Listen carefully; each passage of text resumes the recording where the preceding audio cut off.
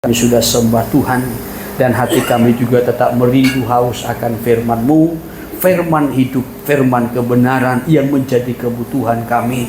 Sebab kami sungguh menyadari melalui firman-Mu lah segala kehidupan kami akan ditolong Tuhan. Melalui firman-Mu lah kami mendapat jalan keluar. Melalui firman-Mu lah kami dikuatkan, bahkan dihiburkan.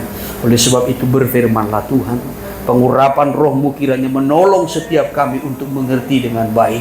Dan kami izinkan kuasa Roh Kudus yang sepenuhnya ada di tengah-tengah kami, berfirman, bahkan menguasai, mengendalikan hati dan pikiran kami, serta ruangan dan sekeliling kami. Terima kasih Bapa, terpujilah nama Tuhan. Di dalam nama Tuhan Yesus kami sudah berdoa, kami ucapkan syukur, dan hati kami siap menyambut firman Tuhan. Haleluya, amin. Puji Tuhan, saya persilakan kembali duduk. Ya, sekaliannya sidang jemaat yang dikasihi Tuhan. Puji nama Tuhan. Salam sejahtera bagi kita sekaliannya. Salam. Lebih sukacita lagi. Salam. Ya, salam persekutuan kita Philadelphia. Ya, kiranya Tuhan memberkati kita dalam limpah kasih dan anugerah-Nya. Kalau sampai pada kesempatan pagi siang hari ini kita masih diberikan waktu, kesempatan dalam limpah anugerah Tuhan, sehingga kita boleh datang beribadah, menikmati hadirat Tuhan, ya, menikmati kasih Tuhan, menikmati firman-Nya. Ya saudara, di tengah-tengah ibadah kita atau melalui ibadah kita yang boleh terselenggara pada pagi siang hari ini. Sehubungan juga ini adalah minggu pertama pada bulan Mei, kita juga akan mengikuti perjamuan kudus yang selalu kita adakan setiap minggu pertama setiap bulannya.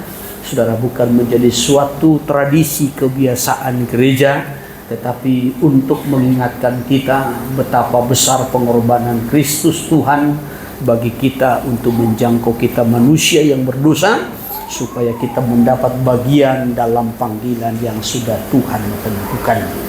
Ya, tentu tidak hanya sekedar kita menikmati perjamuan, ya sudah bersama dengan Tuhan, menikmati tubuh dan darah-Nya, tetapi kita betul-betul menyatu dengan Tuhan, menikmati persekutuan yang terus-menerus.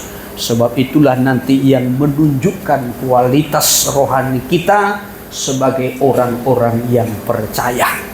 Kita mendengar dan menerima firman Tuhan pada minggu yang lalu, bagaimana gereja itu harus betul-betul memiliki kualitas rohani dan menjaga kualitas itu.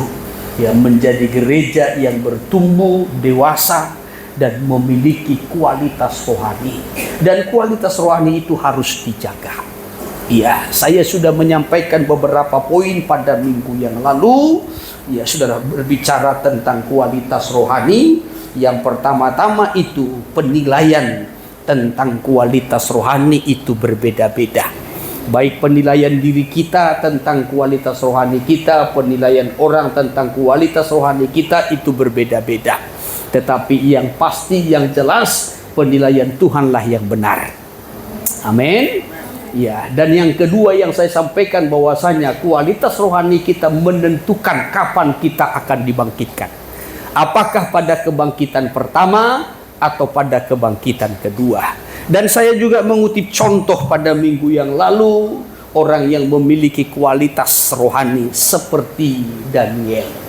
Ya, dalam hal apa Daniel memiliki kualitas? Yang pertama-tama dia memiliki kualitas rohani. Ya, sudah ada kualitas rohaninya, dan kita melihat beberapa bukti ya yang dimiliki oleh Daniel dalam hal itu, baik komitmennya untuk tidak menajiskan diri, baik hatinya yang selalu bersekutu berdoa kepada Tuhan, dan seterusnya. Hal yang kedua, kenapa Daniel itu dikatakan orang yang berkualitas? Karena dia memiliki kualitas sosial. Yang ketiga, dia memiliki juga kualitas fisik, tubuh yang sehat dan kuat.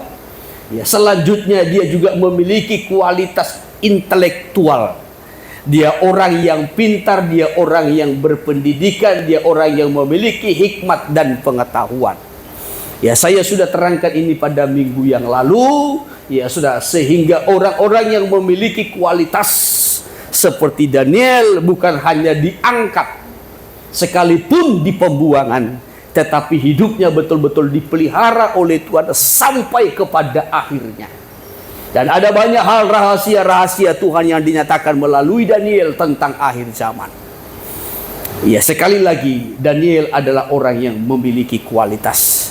Pada kesempatan ini juga saya masih menyampaikan soal kualitas rohani. Iya sudah, tetapi kita akan melihat kualitas rohani yang dititik beratkan kepada iman. Iya saudara, iman. Jadi iman itu harus memiliki kualitas. Kualitas. Iya, jadi bukan hanya sekedar beriman, tidak hanya sekedar percaya, tetapi memiliki iman yang berkualitas. Sebab iman kita itu harus bertumbuh, iman kita itu harus berkembang, sampai iman kita itu harus sempurna.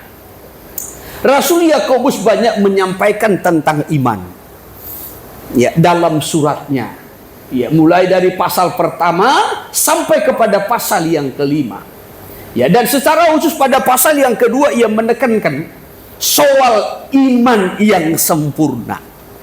Orang percaya kepada Tuhan, orang percaya Tuhan itu ada, orang percaya kepada Yesus itu baik. Bahkan setan pun dikatakan percaya akan hal itu. Setan juga percaya bahwasanya hanya ada satu Allah. Ya. Bahkan setan gemetar akan hal itu. Ya. Tetapi saudara, ya, iman kepercayaan setan tidak pernah bertumbuh, tidak pernah berkembang, tidak pernah mengalami kemajuan. Kepercayaannya tidak memiliki kualitas. Maka di dalam Yakobus pasal yang kedua ayat 22 itu, ya, Rasul Yakobus menyampaikan bahwasanya iman yang berkualitas itu, iman yang sempurna itu kalau ditunjukkan, dibuktikan melalui perbuatan. Iya, mari sebentar kita kembali memperhatikan nats firman Tuhan dulu. Ya, kitab Yakobus pasal yang kedua, ya, kita lihat dari ayatnya yang ke-19 coba. Ayat 19 kita awali. Demikian firman Tuhan. Ya. Aku percaya bahwa hanya ada satu Allah saja. Ya. Itu baik. Itu baik. Tetapi setan pun juga percaya akan hal itu dan mereka. Ya, setan pun percaya akan hal itu. Tetapi terus, hai manusia yang bebal, ya, maukah kau mengakui sekarang bahwa iman tanpa perbuatan adalah iman yang kosong? ya, terus, Bukankah Abraham bapa kita dibenarkan karena perbuatan-perbuatannya? ya, Ketika ia mempersembahkan Ishak anaknya di atas pesta. iya. Jadi iman tanpa perbuatan, tanpa tindakan adalah kosong. Ya, Abraham itu dibenarkan karena tindakannya, karena perbuatan-perbuatannya. Terus kamu lihat bahwa iman bekerja sama dengan perbuatan-perbuatan. Terus, dan oleh perbuatan-perbuatan itu iman menjadi sempurna. iya, oleh perbuatan-perbuatan itu iman menjadi sempurna. Ya, saya minta dipersiapkan sebentar terjemahan dulu, baik terjemahan firman Allah yang hidup maupun juga terjemahan sederhana Indonesia. Ya, kamu lihat bahwa iman bekerja sama dengan perbuatan-perbuatan, dan oleh perbuatan-perbuatan itu iman menjadi sempurna. Ya, terjemahan firman Allah yang hidup dulu. Demikian firman Tuhan. Iya. Saudara lihat, Ya. ia sangat percaya kepada Allah. Ya. Sehingga ia dengan rela melakukan apa saja yang diperintahkan Allah kepadanya. Ya, terus. Imannya telah disempurnakan oleh apa yang dilakukannya. Imannya telah disempurnakan oleh apa yang dilakukannya. Sama seperti Abraham. Ya. Nah, iman Abraham itu disempurnakan, ya, oleh perbuatannya, apa yang dilakukannya, oleh tindakan dan perbuatan yang baik. Ya, kita percaya itu baik. Setan pun juga percaya, tetapi tidak memiliki kualitas kalau hanya sekedar percaya. Namun kepercayaan iman itu harus, ya, disempurnakan dengan perbuatan ataupun tindakan, itulah yang disebut dengan iman yang berkualitas. Iya, terjemahan sederhana sebentar. Terjemahan sederhana. Demikian teman-teman. Iya. Jadi kita bisa melihat bahwa kepercayaan dan perbuatan Abraham bekerja sama. Ya. Maksudnya, Ya. kepercayaannya dilengkapi karena ada perbuatan yang membuktikannya. Iya. Jadi kepercayaannya, imannya ya dilengkapi dengan perbuatan ataupun tindakan. Saudaraku, saya selalu menyampaikan begini. Dalam semua pergerakan kehidupan kita di dunia ini, selalu membutuhkan uang. Apapun itu.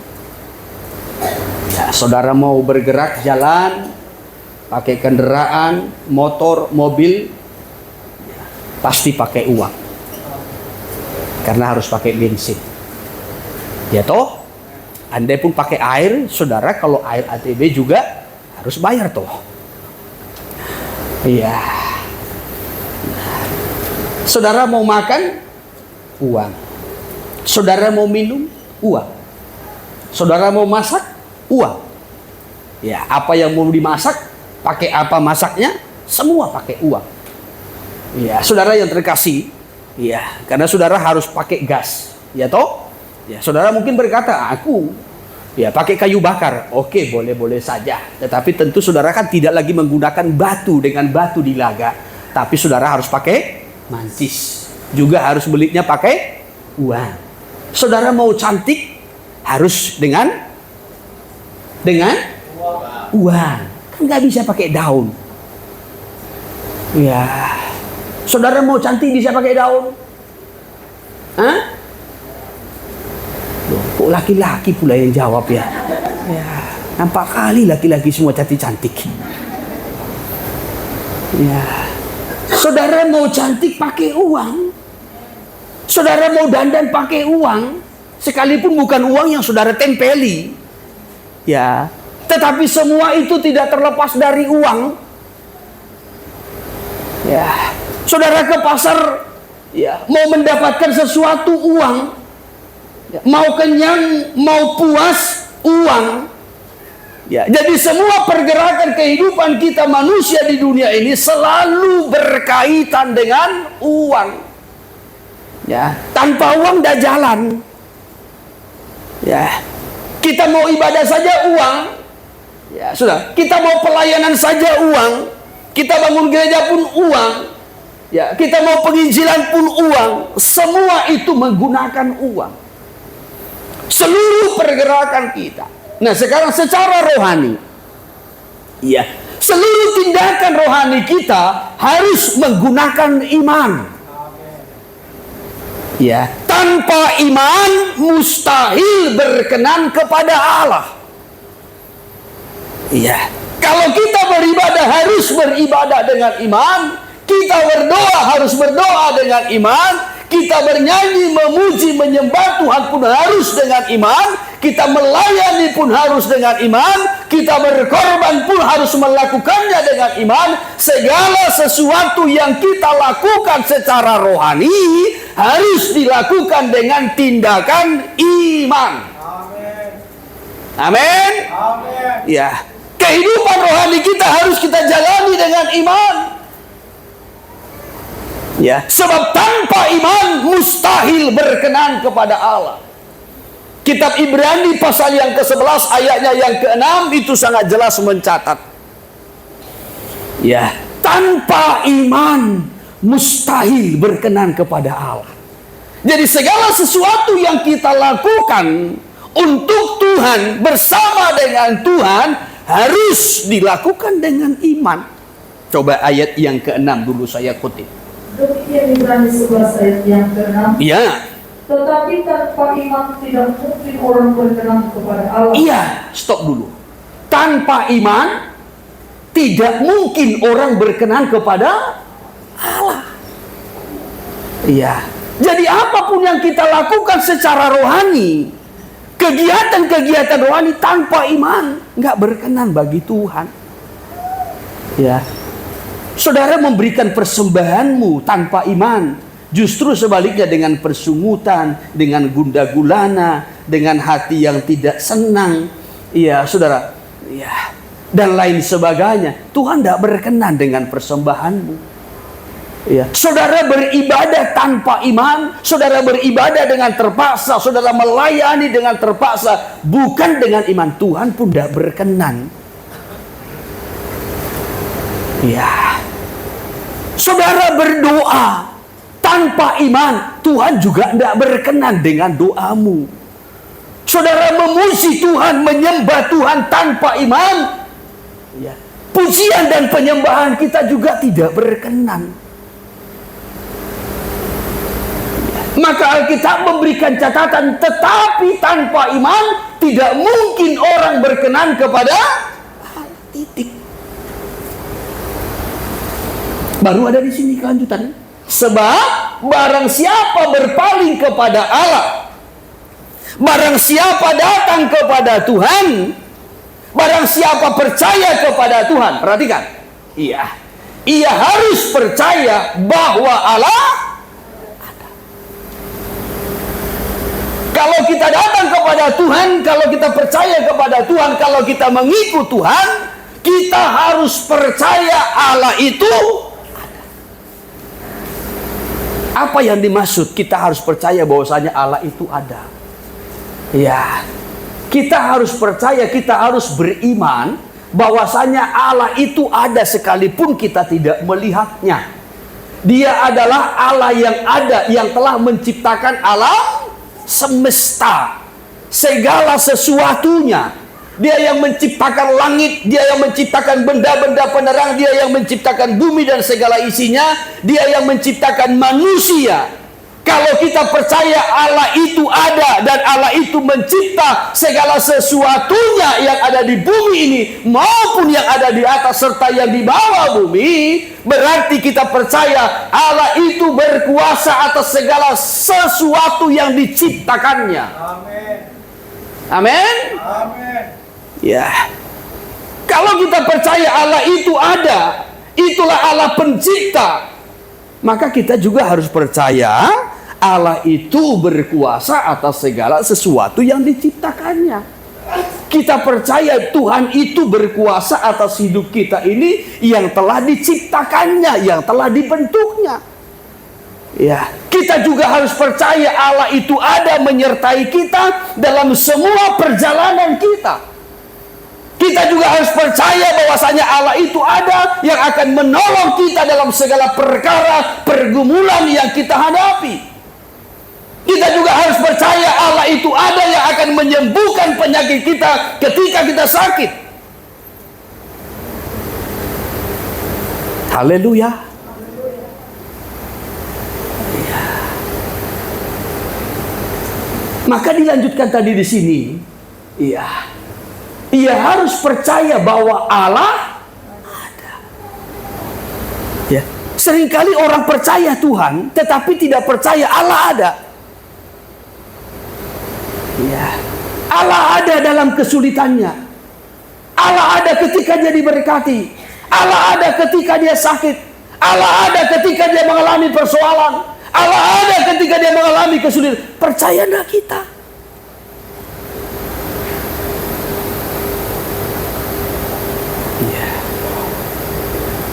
Karena banyak orang ketika di gereja percaya, ya, tetapi ketika menghadapi persoalan, ketika ada dalam persoalan tidak percaya bahwasanya Tuhan itu ada. Kalau di gereja yakin kali dia Tuhan itu ada, ya, maka sikit-sikit dibawa ke gereja, semua masalahnya dibawa ke gereja. Sakitnya di rumah dibawa ke gereja. Kenapa? Dia tahu Tuhan itu ada di. Nggak percaya dia Tuhan itu ada di rumahnya. Ya, di rumahnya bego-begoan dibawa ke gereja. Karena percaya dia bahwasanya Tuhan itu ada di gereja, di rumahnya ada.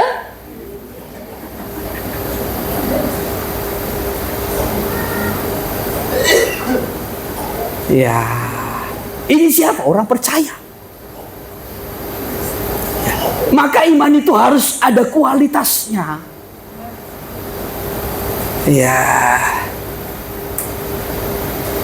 Tanpa iman mustahil berkenan kepada Allah.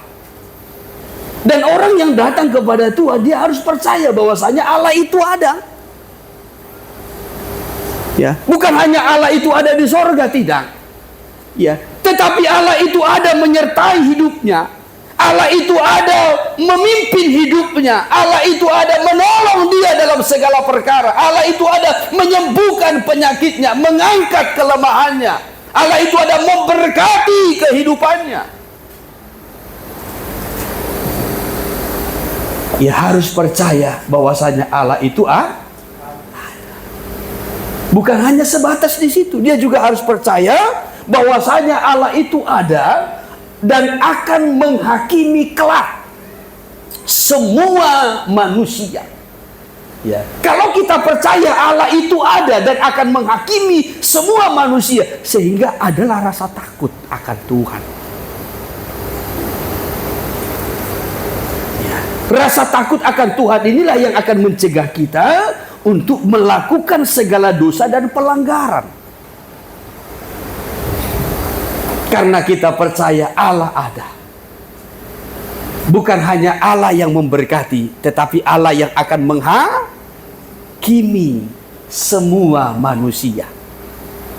Ya, percaya bahwasanya Allah itu ada dan Allah itu akan memberkati. Allah itu juga akan menghakimi semua manusia. Ya.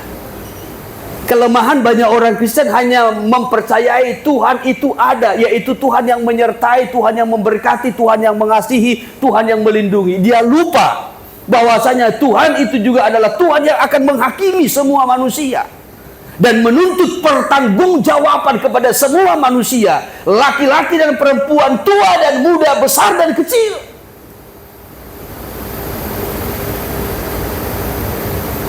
Ya, kalau kita percaya Allah itu ada, dia adalah Allah yang akan menghakimi, maka timbullah rasa takut. Takut akan Tuhan. Karena takut akan Tuhan, kita Amsal mencatat menjauhi kejahatan. Kenapa orang tidak menjauhi kejahatan? Kenapa orang senang dengan kejahatan? Tidak ada rasa takut akan Tuhan. Kenapa tidak ada rasa takut akan Tuhan? Karena tidak percaya ada Allah yang akan menghakimi. Kalau kita percaya ada Allah yang akan menghakimi, rasa takut itu akan timbul di hati. Ya, kita percaya Allah itu ada dan mengetahui keberadaan kita masing-masing. Mengetahui keberadaan kita masing-masing. Tuhan tahu keberadaan saya, Tuhan tahu keberadaan saudara. Ya, Tuhan tahu keberadaan kita masing-masing. Ya, sehingga kita tidak bisa hidup dalam kepalsuan. Ya, karena Tuhan tahu. Kita Amsal pasal 15 ayatnya yang ketiga mencatat begini. Mata Tuhan ada di segala tempat, mengawasi orang-orang benar dan orang jahat. Ayat 3. Mata Tuhan ada di segala tempat, mengawasi orang jahat dan orang baik. Ya, mengawasi orang jahat dan orang.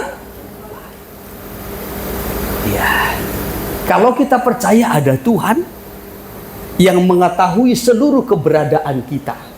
Apakah kita orang jahat, apakah kita orang baik, Tuhan mengetahui seluruh keberadaan kita. Di mana kita berada, apa yang sedang kita lakukan, yang baikkah, yang jahatkah, yang salahkah, yang benarkah, yang kuduskah, yang cemarkah yang kita lakukan. Ya, Tuhan tahu keberadaan kita. Sedang ibadahkah, sedang berdoakah, sedang memuji Tuhankah, sedang tidurkah, sedang santaikah, sedang melakukan dosakah, Tuhan mengetahui. Ya. Apakah kita percaya bahwasanya Tuhan itu ada dan mengetahui setiap keberadaan kita, dimanapun, kapanpun, saat bagaimanapun, dengan siapapun? Kalau kita mengetahui ini, Tuhan itu ada yang mengawasi kita, kita tidak akan pernah main-main dengan dosa. Kita tidak akan pernah main-main dengan waktu. Kita tidak akan pernah main-main dengan kesempatan. Kita akan selalu menghargai setiap waktu, kesempatan yang Tuhan beri. Haleluya. Iya. Ya, ini kalau kita bicara tentang iman. Ya. Jadi tanpa iman mustahil berkenan kepada Allah. Ya, sebab orang yang datang kepada Tuhan, orang yang percaya, dia harus percaya bahwasanya Allah itu ada dan memberikan upah kepada setiap orang yang bersungguh-sungguh mencari Dia. Ya. Tuhan memberikan upah bagi orang yang sungguh-sungguh mencari Dia. Nah, kembali kepada kualitas iman. Kita tadi melihat dalam Yakobus 2 ayat 22, yaitu iman yang terus bertumbuh, berkembang sampai sempurna. Ya, beda dengan imannya setan. Ya, saudara, setan itu juga percaya bahwasanya hanya ada satu Allah saja. Ya, bahkan setan gemetar, hanya setan imannya tidak berkualitas. Kepercayaannya tidak berkualitas sebab tidak ditunjukkan melalui tindakan ataupun perbuatan-perbuatannya. Ya, ada juga iman. Ya, sudah. Iman melihat. Ya, seperti yang sering kali kita dengar, saudara, atau yang kita pelajari seperti iman Thomas. Ya, sudah percaya setelah melihat. Ya, tetapi kualitas iman kita itu sangat menentukan. Ya. Dan kita harus bisa membedakan mana iman, mana nekat, mana malas. Karena ketiga ini agak mirip. Iman, nekat, malas. Iman itu adalah ya, tindakan ya, terhadap kebenaran firman Tuhan. Ya, atau tindakan kita yang sesuai dengan kebenaran firman. Itu iman. Ya. Ketika Tuhan berkata kepada Abraham, persembahkan anakmu Ishak di Bukit Moria atau di satu gunung yang akan kutunjukkan kepadamu. Ini firman Tuhan kepada Abraham. Lalu Abraham melakukan itu sesuai dengan apa yang Tuhan firmankan. Ya, jadi Abraham tidak hanya percaya bahwasanya ada Allah, hanya ada satu Allah. Abraham tidak hanya percaya Allah yang memberkati, yang telah menolong dia, yang telah memanggil dia, tidak. Ya, tetapi imannya itu dia tunjukkan, dia sempurnakan melalui tindakannya. Ya, apa tindakannya? Yaitu bertindak sesuai dengan kebenaran firman. Beda dengan nekat. Kalau nekat itu adalah suatu tindakan karena ambisi. Iya, nekat itu adalah suatu tindakan karena ambisi. Ya, Tuhan tidak berfirman, tetapi dia bertindak karena dorongan ambisi. Bangsa Israel dalam perjalanannya di padang gurun juga pernah melakukan hal itu. Ya, pada bilangan pasalnya yang ke-14 ya. Bilangan pasal yang ke-14. Tuhan sudah berkata jangan maju berperang. Ya, tetapi mereka maju berperang. Musa sudah mencegah. Ya, Musa berkata, Tuhan tidak berfirman supaya engkau maju berperang. Tetapi mereka berkata, sekalipun Tuhan tidak berfirman, tetapi kami akan maju. Lalu mereka maju berperang. Lalu mengalami satu kekalahan yang besar. Mereka bertindak. Ya, niat mereka itu baik. Ya, ingin memperluas daerahnya. Niat mereka itu baik. Ya, mereka ingin menaklukkan musuh-musuhnya. Tetapi Tuhan tidak berfirman demikian. Ya, tetapi karena suatu ambisi. Ya, dorongan ambisi. Sehingga mereka melakukannya dan mereka mengalami kekalahan. Itu namanya nekat. Iya, coba Bilangan pasal 14. Iya.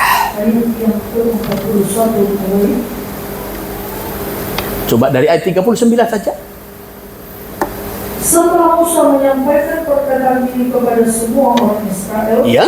maka berkabunglah bangsa itu dengan sangat. Iya, terus. Dan keesokan harinya bangunlah mereka pagi-pagi hendak naik ke puncak gunung sambil berkata, Iya. sekarang kita hendak maju ke negeri yang difirmankan Tuhan itu. Iya. Memang kita telah berbuat dosa. Terus. Tetapi kata Musa, Iya. mengapakah kamu hendak melanggar perintah Tuhan? Hal itu tidak akan berhasil. Hal itu tidak akan berhasil. Sudah diingatkan oleh Musa. Ya. Kamu hidup dalam dosa. Ya. Tetapi kamu tidak maju berperang. Tuhan sudah larang. Musa sudah mencegah. Tetapi mereka terus bergerak terus. Lanjutkan. Janganlah maju, Iya. sebab Tuhan tidak ada di tengah-tengahmu. Terus. Supaya jangan kamu dikalahkan oleh musuhmu. Sebab orang Amalek. Orang Amalek dan orang Kanaan ada di sana di depanmu. Iya, terus. Dan kamu akan tewas oleh pedang. Iya. Dari sebab kamu berbalik membelakangi Tuhan. Terus. Maka Tuhan tidak akan Ya, menyertai kamu. Tuhan tidak menyertai kamu. Lanjutkan. Meskipun demikian, Iya. mereka nekat naik ke puncak Mereka gunung itu. nekat naik ke puncak gunung itu terus. Tetapi tahun perjanjian Tuhan dan Musa juga tidaklah meninggalkan tempat perkemahan. Iya, sementara Musa dan juga tabuh tanda ataupun ya sudah sebagai lambang kehadiran Tuhan tidak ada bersama dengan mereka, justru ada di perkemahan. Terus. Lalu turunlah orang Amalek dan orang Kanaan yang mendiami pegunungan itu dan menyerang mereka. Iya. Kemudian orang-orang itu mencerai-beraikan mereka sampai ke Hormah. Ya, kalah. Ya, ini namanya nekat. Kenapa mereka nekat? Dorongan ambisi. Ya, mereka bertindak tapi karena ambisi. Ya, bukan berhasil, justru kalah. Ya, saudara yang terkasih, kita harus bisa membedakan ya mana itu iman, mana nekat. Kalau iman itu adalah tindakan kita sesuai dengan kebenaran firman, sedangkan nekat itu adalah tindakan karena dorongan ambisi. Ya, banyak orang karena ambisi akhirnya gagal. Ya, ambisi bekerja, ambisi cari uang, akhirnya gagal, hancur, rusak. Ya, ambisi pelayanan, akhirnya hilang pelayanan. Semua jadi rusak. Karena ambisi. Ya, maka harus bisa dibedakan mana iman, mana nekat. Yang didorong oleh ambisi. Demikian juga malas. Ya, malas itu kadangkala seperti rohani. Ya, sudah. Nah, kenapa tidak kerja? Tuhan pasti memelihara. Aku percaya Tuhan pasti memelihara. Ya, aku hanya berdoa, memuji, menyembah Tuhan. Ya, padahal malas. Ya, malas. Ya. Kita melayani Tuhan saja pun kita dipelihara Tuhan. Betul. Kalau itu panggilan kita. Ya. Kita berdoa saja pun kita pasti akan diberkati Tuhan. Betul. Kalau Tuhan menetapkan kita di situ. Ya. Tetapi jangan karena malas. Ya. Banyak orang Kristen setelah mengenal Tuhan akhirnya malas. Hanya modal percaya. Tuhan pasti memberkati. Masa depanku ada di tangan Tuhan. Sebab Tuhan telah melukis aku di telapak tangannya. Bedakan malas dengan iman. Ada begitu? Ada? Ada. Sebelah sini atau sebelah sini?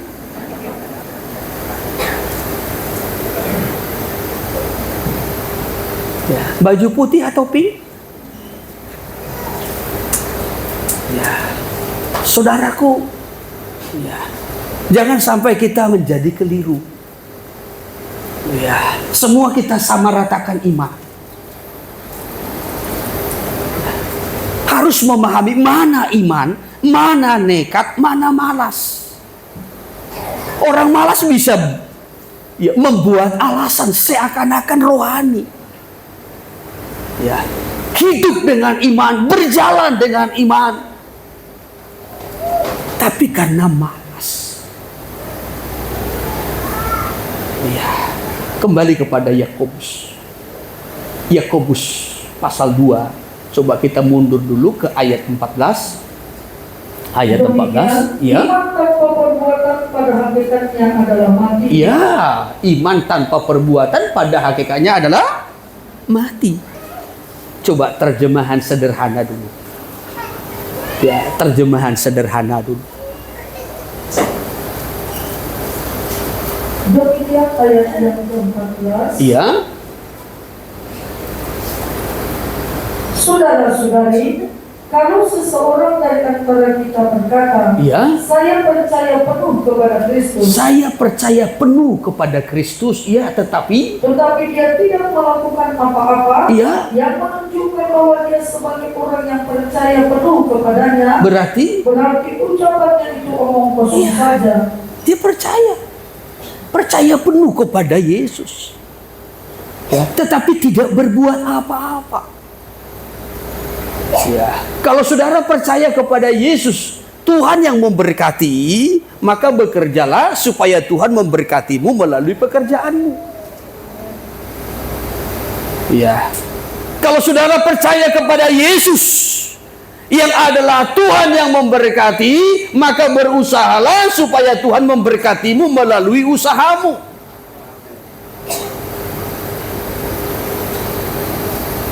Ya. Kalau saudara percaya kepada Tuhan yang akan memberkati pelayananmu, maka layanilah Tuhan supaya Tuhan memberkatimu melalui pelayananmu.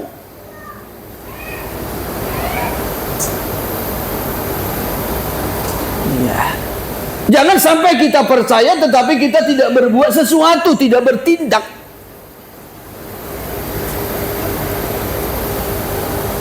Itu namanya iman yang kosong. Ya, jangan sampai iman yang tidak berkualitas. Ya, sudah.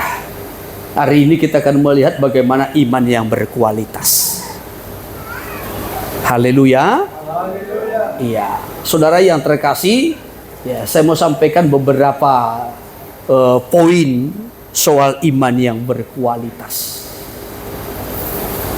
Ya, supaya kita mengerti atau mengetahui iman kita sudah berkualitas atau belum. Ya, tapi saya minta tolong anak-anak diamankan dulu supaya saya juga tidak terlalu terganggu.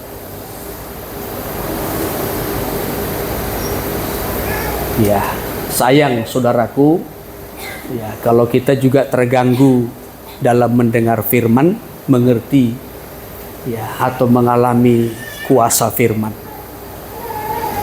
Ya. Karena kadangkala kalau kita mau bertumbuh, mau meningkat, tentu setan tidak senang. Akan selalu berusaha dengan segala cara. Nggak bisa kita diganggu anak kita. Ya, nggak bisa anak kita diganggu, ya bisa saja penerangan, peralatan, dan lain sebagainya. Ya, maka dibutuhkan hikmat kebijaksanaan, ya, dan dibutuhkan juga saudara kepedulian kita bersama-sama supaya kita boleh sama-sama diberkati Tuhan. Kita boleh sama-sama menikmati berkat daripada firman Tuhan. Haleluya. Iya, sudah. Hal yang pertama adalah iman. Iya, iman yang kuat atau iman yang lemah. Ya, iman yang kuat atau iman yang lemah. Ya, saya akan menyampaikan beberapa soal kualitas iman. Iman yang kuat atau iman yang lemah, iman yang teruji atau iman yang kandas, iman yang besar atau iman yang kecil. Ya, tetapi kita mulai dulu dari iman yang kuat atau iman yang lemah. Ya. Saudara yang terkasih, kitab Roma memberikan penilaian tentang imannya Abraham. Sekalipun secara fisik ia sudah lemah, tetapi imannya tidak menjadi lemah. Ya. Sekalipun secara fisik dia sudah tua, tetapi imannya tidak menjadi lemah. Ya, mari sebentar kita lihat kitab Roma pasal yang keempat dari ayat 19 saja kita awali. Demikian firman Tuhan. Ya.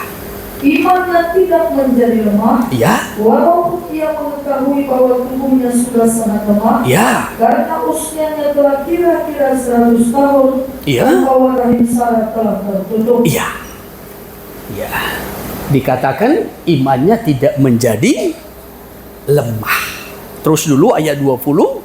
Tetapi terhadap janji Allah ia tidak bimbang Tidak dan bimbang. tidak percayaan. Iya.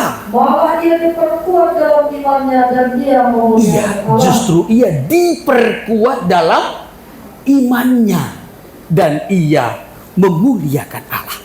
Ayat 19, walaupun fisiknya sudah lemah, tetapi imannya tidak lemah. Ayat 20, justru imannya semakin diperkuat. Ya, justru imannya makin meningkat. Justru imannya makin berkualitas. Ya, saat seseorang itu ketika dia masih baru, lahir baru, mengalami kelahiran baru, dan belum ada masalah yang terlalu rumit, ya sudah, biasanya imannya itu begitu kuat. Ketika dia masih baru lahir baru, ya, baru mengenal Tuhan, baru bertobat, ya sudah dibaptis dengan air, bahkan penuh dengan Roh Kudus, biasanya imannya itu begitu kuat, semangatnya luar biasa. Ya, sedikit-sedikit cerita tentang Tuhan. Ya, sudah. Ya, bahkan ada kerinduan untuk menyampaikan firman, ada kerinduan untuk berkhotbah. Ya, yang walaupun belum pernah belajar homiletik, ilmu berkhotbah. Ya, tetapi saudara, imannya begitu kuat. Ada orang yang menantangnya, oh dia juga semakin bersemangat. Ya, ketika mengalami kelahiran baru. Ya, biasanya seseorang itu ya imannya begitu kuat. Ya, apalagi belum mengalami masalah, belum mengalami tantangan dari teman, dari keluarga, dari pekerjaan, dari yang lain-lain. Begitu mantap.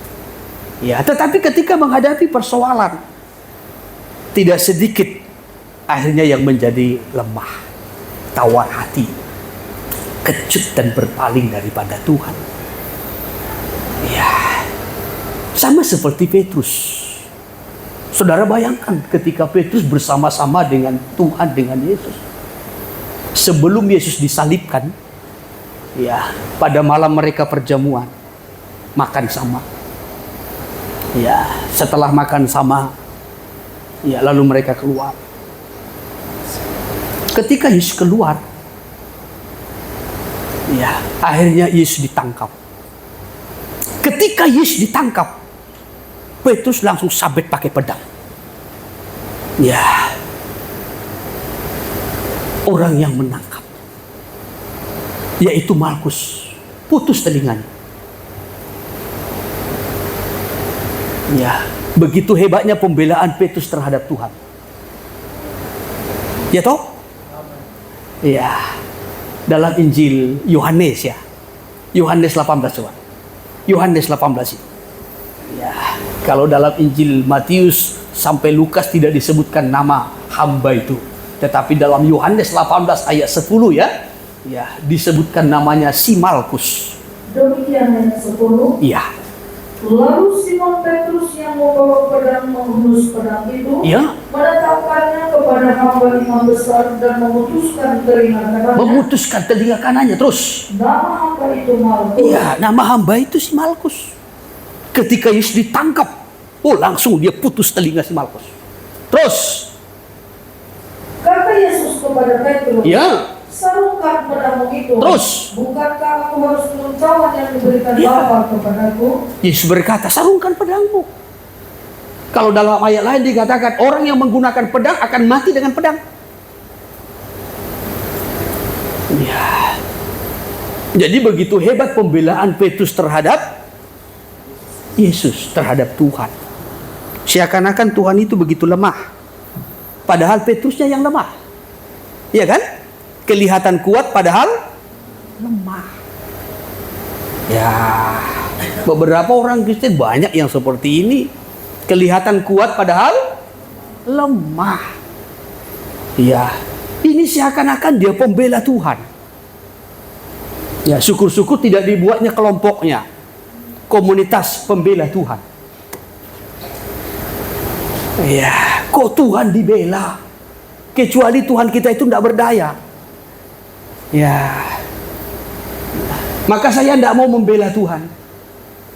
Justru saya berkata, Tuhan bela hidupku, karena aku tahu aku lemah. Haleluya. Ya, jadi Tuhan nggak perlu dibela. Yang perlu dibela itu kita. Maka jangan sekali-kali membela Tuhan. Haleluya. Kita yang perlu dibela karena kita yang lemah. Ya, kecuali Tuhan kita itu lemah, ya mari kita bela. Kita bentuk komunitas kita pembela Tuhan. Ya.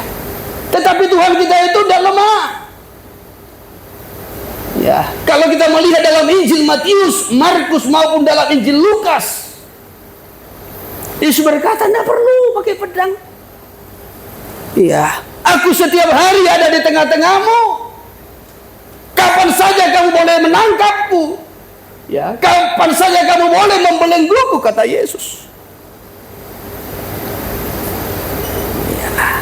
Tetapi yang saya mau kutip dari sini, di sini kita melihat bagaimana semangatnya Petrus. Bagaimana hebatnya Petrus. Seakan-akan dia membela Tuhan. Ketika ada orang yang menangkap Yesus, langsung dia putus telinganya. Tapi ingat, malam itu juga. Kapan? Malam itu juga.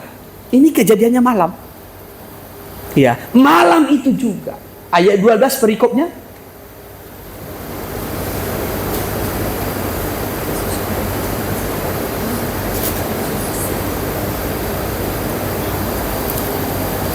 Yesus di hadapan Anas, Petrus menyangkal Yesus. Apa? Petrus? Iya, jadi kalau kita baca itu kelanjutan ceritanya, malam itu juga Petrus menyangkap. Ya, dalam ayat 10 dan ayat 11 semangatnya membela luar biasa. Ya, dia mampu memutus telinga. Ya, saya pun nggak tahu bagaimana caranya itu. Pas telinganya itu diputus. Kok nggak pas lah di tengah-tengah kepalanya itu kan? Tapi telinganya. Syukur Yesus masih berkemurahan dan ada mujizat. Diambilnya telinga itu, ditempelkannya kembali, pulih, sembuh, nempel lagi. Ya, tetapi anehnya di sini Petrus begitu kuat, begitu hebat. Dari ayat 12 sampai seterusnya, Petrus sudah menyangkal. Malam itu juga. Ya, jadi kelihatan Petrus itu begitu kuat, ternyata lemah. Ya, ternyata lemah. Jadi banyak orang kelihatannya kuat, nyatanya lemah. Ya. Ketika mengalami kelahiran baru, begitu kelihatan dia kuat, begitu hebat, semangatnya luar biasa. Ya, saudara yang terkasih, tetapi tiba-tiba sudah lemah. Saat menghadapi masalah pergumulan. Dalam Kejadian 49 ayat 14 dengan ayat 15, ya, salah satu anak Yakub yang bernama Ishakar digambarkan itu seperti keledai yang tulangnya kuat. Ya, tulangnya kuat. Ya, tetapi walaupun kuat, ketika diperhadapkan kepadanya, diberikan kepadanya beban, lemah. Wah, ini kelihatan kuat padahal lemah. Ya, ayat 14.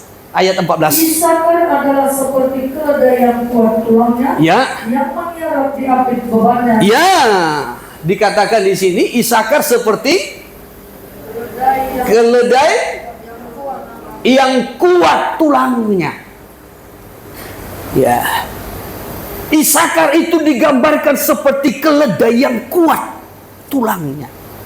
Tetapi ketika dia diapit oleh beban, ya, ia meniara, langsung jatuh. Ya, langsung jatuh.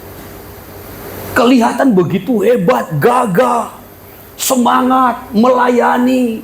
Ya, sudah, ya, berkata-kata, bernyanyi. Wah, begitu semangatnya. Ya, langsung diapit beban, langsung meniarap, lemah. Ya.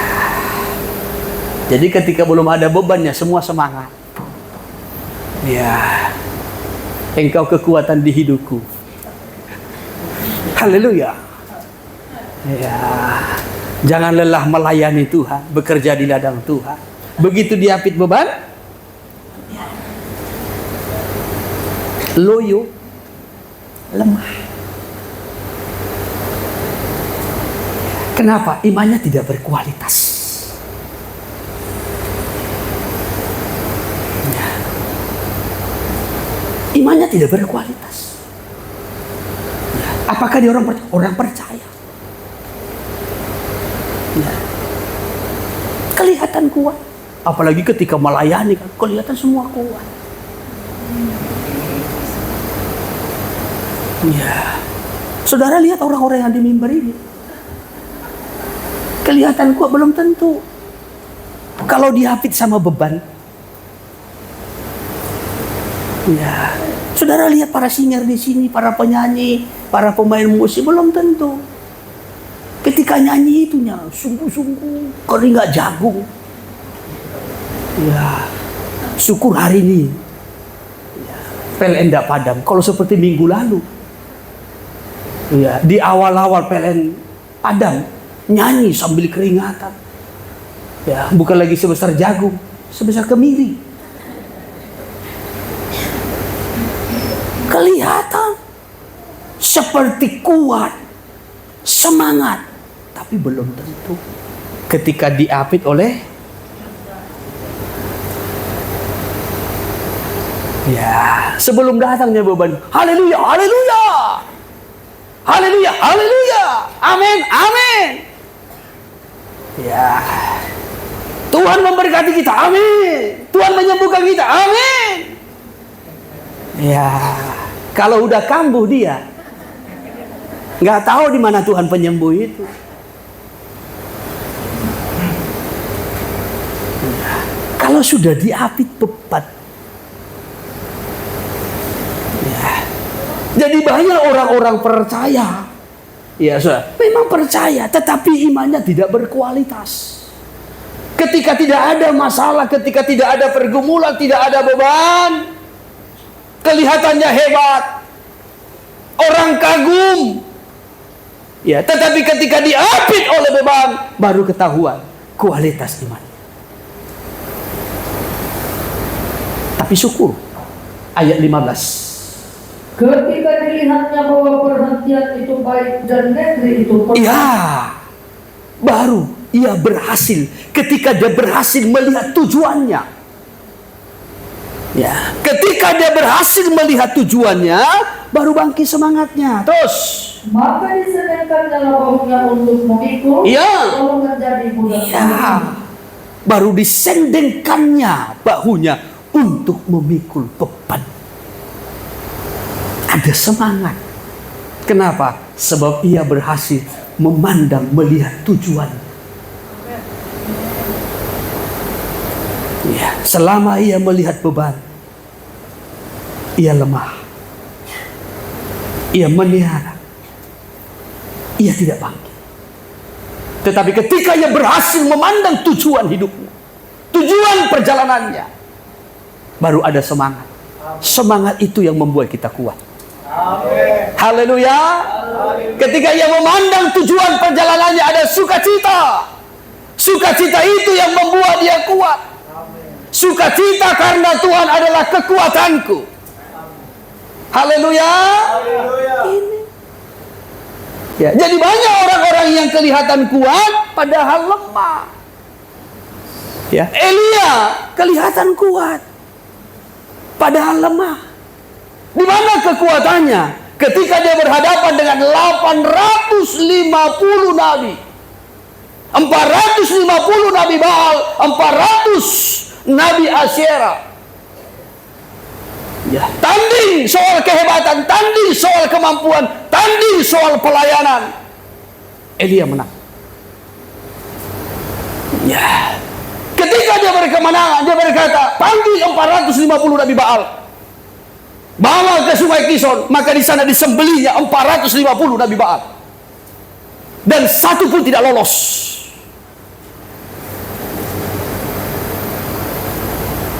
Saudara bayangkan, 450 nabi, satu pun tidak bisa meloloskan diri.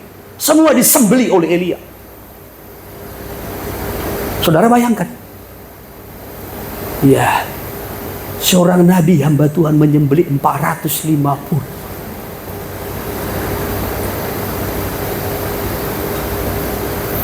Ya, begitu hebat. Elia adalah nabi padang gurun. Ya, dan sering tinggal di hutan. Tapi kuat. Ya, kita tinggal di rumah yang permanen, pakai selimut, tetap lemah, sakit-sakitan.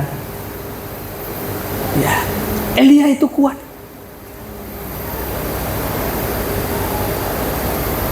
850 nabi dulu adalah nabi Tuhan, tetapi meninggalkan Tuhan. Tetapi Elia tidak terpengaruh. 850 tersesat, tapi Elia tidak ikut tersesat. Hebat toh? Hebat kan? Ya. Elia tidak ikut tersesat. Ya. Begitu kuat komitmennya, begitu kuat panggilannya, begitu kuat hatinya melekat dengan Tuhan. Tapi di mana letak kelemahannya? Ia lemah ketika berhadapan dengan perempuan. Izebel. Ya, banyak orang kelihatan hebat, kuat, berhadapan dengan 850 orang pun hebat. Tapi kalau sudah berhadapan dengan perempuan di rumah, lemah. Berhadapan dengan polisi Toba, lemah.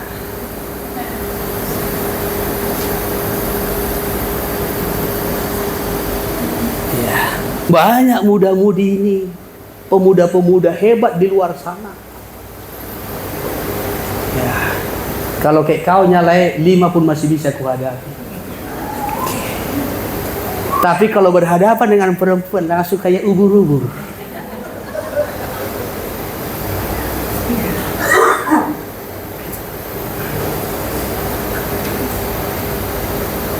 Padahal hamba Tuhan Elia, ya, hebat, pelayanan hebat, ya toh, spektakuler, ya, bisa mendatangkan api dari atas. Nabi-nabi Baal itu sudah 1 hari tidak bisa mendatangkan api dari atas. Ya, sudah jingkrak-jingkrak segala musik, ya, sudah dihidupkan. Ya, mereka sudah menari-nari, mereka berjingkrak-jingkrak, toh juga api tidak turun. Tetapi Elia, begitu dia persembahkan korban, lalu dia berseru, api turun. Apa dah hebat pelayanannya? Ya. Tetapi di mana letak kelemahannya? lemah terhadap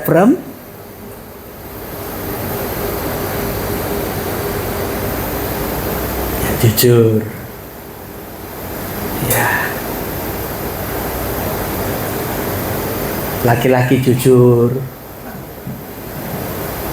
Ya. Masih banyak yang lemah dengan perempuan.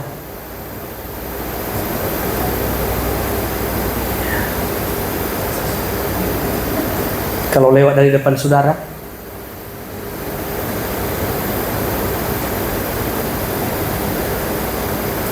saudaraku, Elia di situ lama, walaupun kelihatannya hebat. Ketika Izebel mengancamnya, Elia lari sekencang-kencangnya dan nggak tahu kemana tujuannya. Ya. Sampai akhirnya masuk ke sebuah gua. Ya kan begitu kan ceritanya dalam 1 Raja-Raja pasal 19 itu. Lari. Atau coba kita lihat sebentar dulu. Demikian ayat yang pertama. Ya. Ketika Ahab memberitahukan kepada Izebel segala yang dilakukan Elia, dan perihal Elia membunuh semua nabi itu dengan pedang. Ya, bayangkan. Ya, diberitahukan, dilaporkanlah kepada Izebel. Ya, siapa yang memberikan laporan? Ahab, suaminya. Ya, lapor polisi Toba.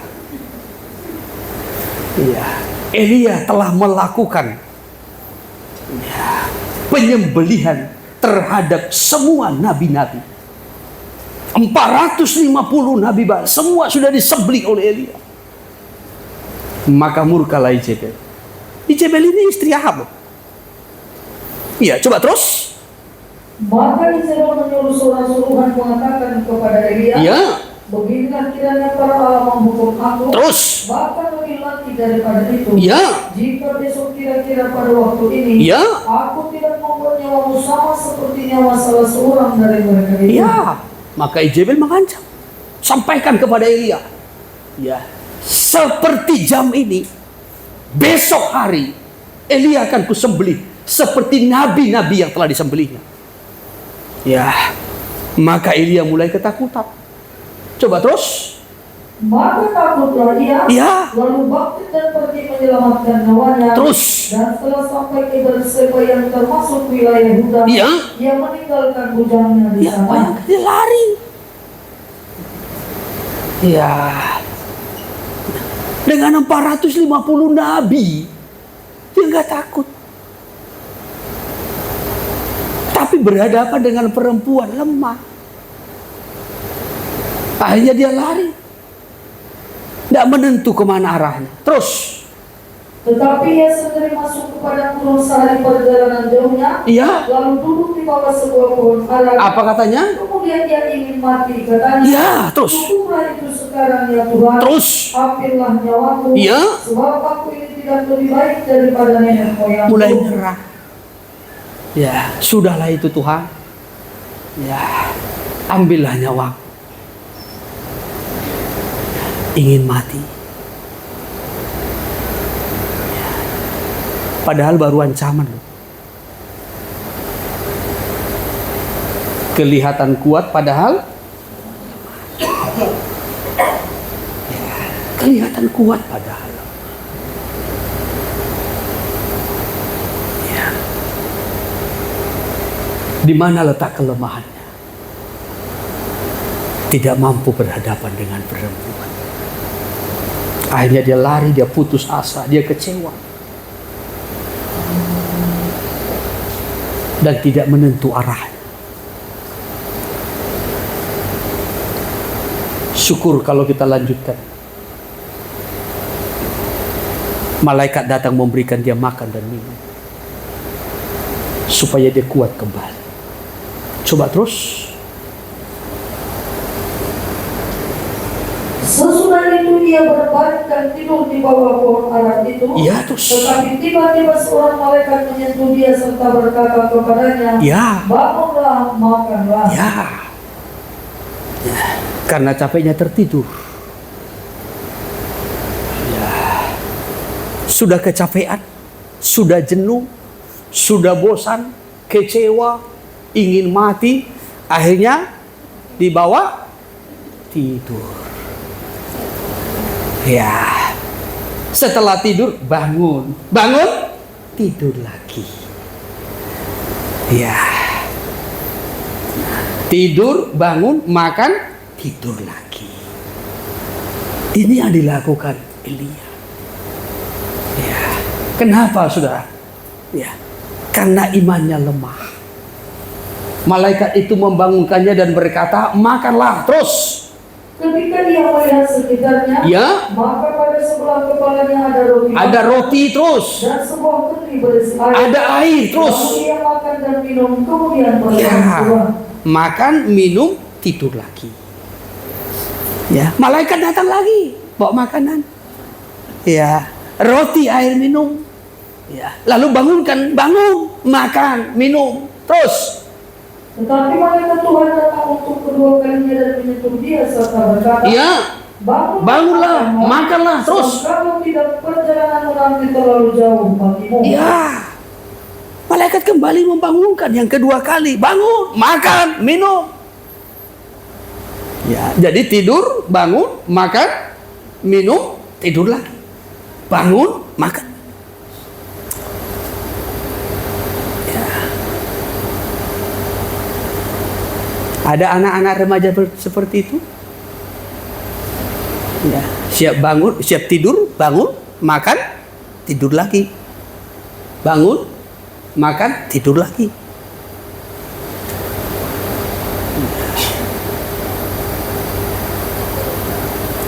Kalau begini modelnya, bagaimana kita diberkati Tuhan?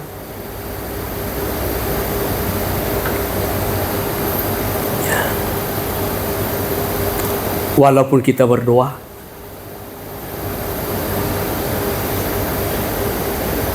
ini orang-orang yang imannya lemah. Tapi syukur malaikat datang memberikan makanan dan minuman dan membangunkan. Setelah dia makan 2 kali, minum 2 kali, dia menjadi kuat. Makanan ini tidak disediakan di dapur. Ini malaikat yang bawa ini dari atas. Sebenarnya ini menggambarkan firman dan doa. Kita orang-orang yang kecewa, kita orang-orang yang tawar hati, kita orang-orang yang lemah imannya, yang menjadi kebutuhan kita supaya kita kuat kembali, firman dan doa. Amin. Ya, firman dan doa. Kalau kita sudah makan firman dan doa, sudah menikmati firman 2 kali lipat. Ya, kita berdoa 2 kali lipat. Berarti ada peningkatan, ada perkembangannya. Lalu kita memiliki tujuan. Tuhan akan memberikan, Tuhan akan menyatakan kepada kita tujuan. Dan tujuan itulah yang akan membangkitkan gairah semangat rohani kembali. Ya, maka dikatakan di sini dalam ayatnya yang ke-8. Maka bangunlah ia, lalu makan dan minum, dan oleh kekuatan makanan itu ia berjalan 40 hari 40 malam lamanya sampai ke gunung Allah, yakni gunung Horeb. Perhatikan ayat 8 ini. Ya, dengan kekuatan makanan dan minuman itu ia menjadi kuat. Karena dia sudah makan 2 kali, minum 2 kali, bukan hanya sekali saja. Oleh sebab itu kalau kita mau kuat, kita harus dilimpahi dengan firman Allah, pengajaran Allah 2 kali lipat. Kita harus berdoa bertalu-talu 2 kali lipat. Kalau kita mau dipulihkan, kalau kita mau dikuatkan, kalau kita mau bergairah, kalau kita mau mengerti tujuan hidup kita. Setelah dia makan 2 kali, baru dia tahu tujuannya. Apa tujuannya? Gunung Allah, yaitu Gunung Horeb. Ya, setelah dia tahu tujuannya, yaitu Gunung Allah, baru ada semangat, ada kekuatan, ada gairah. Bahkan 40 hari dalam perjalanannya ia kuat. Berapa hari? Berapa hari? 40 hari. 40 hari saya pernah menyampaikan itu adalah berbicara tentang kematian terhadap daging. Yesus berpuasa 40 hari itu mematikan dagingnya. Musa puasa 40 hari itu mematikan dagingnya. Elia berjalan 40 hari itu mematikan dagingnya. Bangsa Israel diberikan waktu 40 hari mengintai tanah Kanaan, tetapi justru yang ada pemberontakan, maka mereka mati di padang gurun. 40 ini bicara tentang kematian terhadap hawa nafsu daging. Iya, sudah. Firman dan doa akan membantu kita, menolong kita untuk mematikan segala hawa nafsu daging kita, sehingga ada terang, sehingga kita tahu tujuan perjalanan kita, Gunung Allah, Gunung Horeb. Maka ia berjalan ke Gunung Allah, ke Gunung Horeb, dan di sanalah Tuhan menyatakan diri kepada Elia. Di sana Tuhan menampakkan diri kepada Elia. Di sana Tuhan berbicara kepada Elia. Dan Tuhan memberikan pesan kepada Elia untuk mengurapi 3 orang, baik raja maupun juga Nabi Elisa, untuk menggantikan dia. Ya, itu kalau kita membaca kelanjutannya. Sampai akhirnya Elia itu pun terangkat hidup-hidup. Kenapa? Imannya sudah meningkat.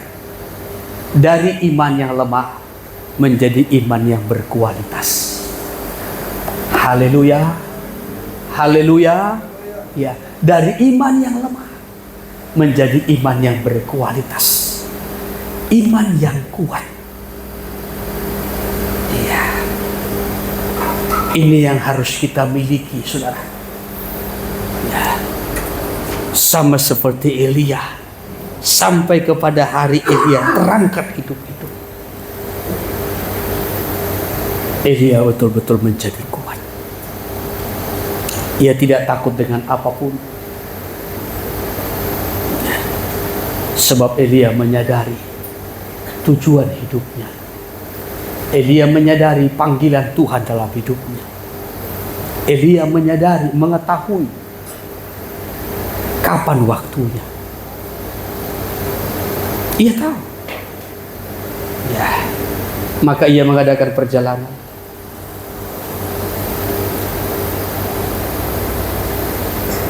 Betel, Gilgal, Jeriko, sampai menyeberangi sungai Yordan.